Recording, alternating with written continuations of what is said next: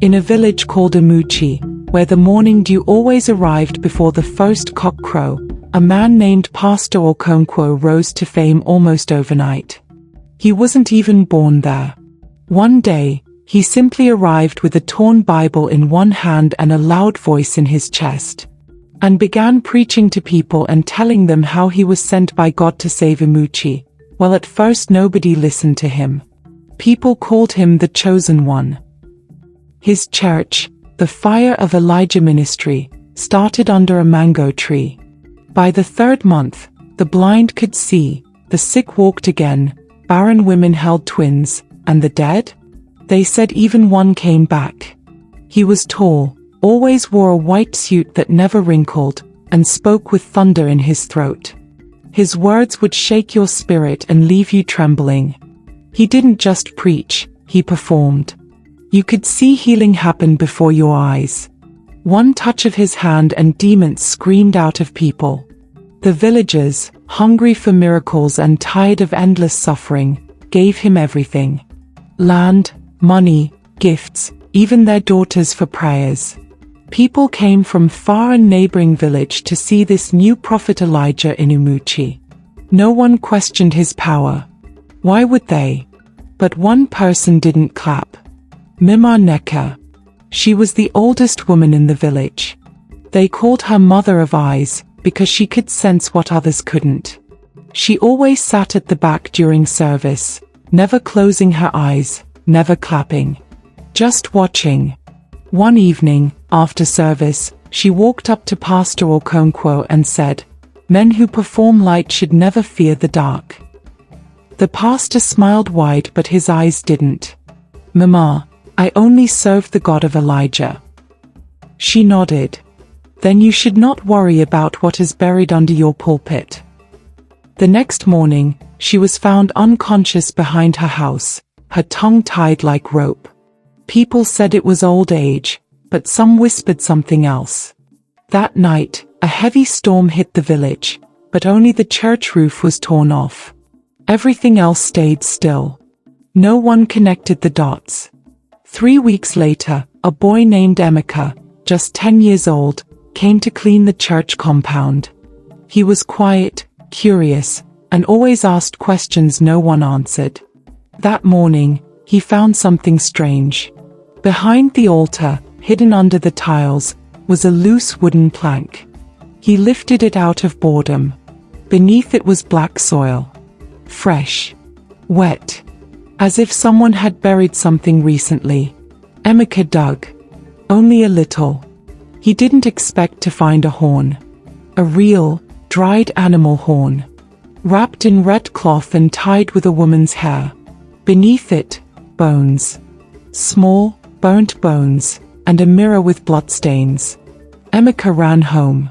He told his mother, who told the chief, who summoned the council of elders.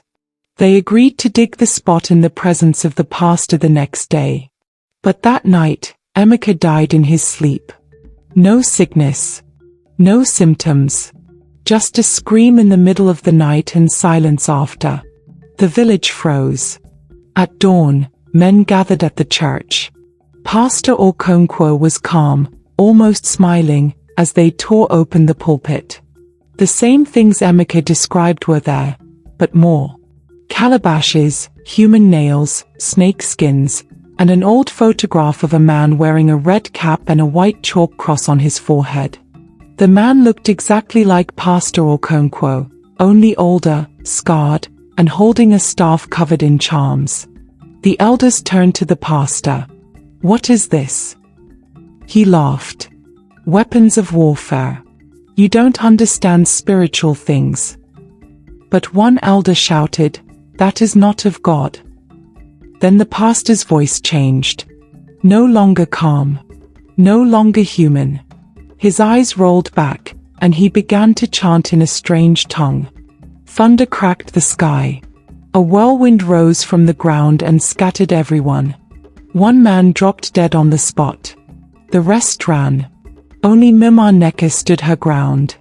She knew she may not survive the ailment that had befallen her, but had just one last mission: to expose Pastor Okonkwo's evil deeds. She had to gather strength to reach the church that day.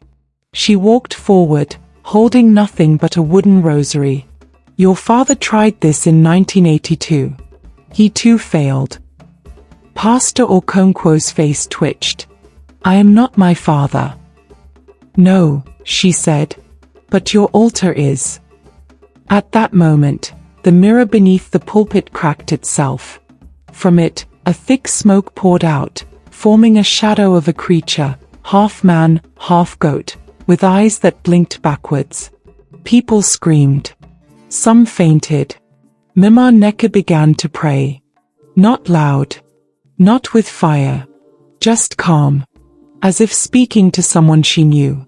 The shadow hissed, screamed, and broke apart into ash. The pastor collapsed, bleeding from his nose and ears. That night, the truth unraveled. His real name wasn't Pastor Okonkwo. It was Dyke.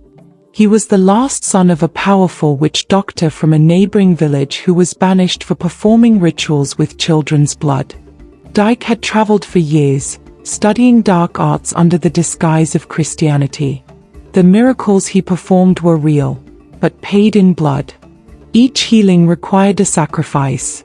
Each barren woman who conceived unknowingly gave up something else in exchange: a soul, a fortune, a future. The resurrected man? He died again after 7 days. His family never said a word. When the villagers dug around the church, they found more. Shallow graves. Hidden scrolls. Names of people written in blood, some already dead, some about to. People wept. Not because of fear, but betrayal. The man they worshipped was feeding on them. The next Sunday, the church was burned down. No one ever rebuilt it. And Pastor Okonkwo? He vanished that night. Some say he died. Others say he turned into a bird and flew off.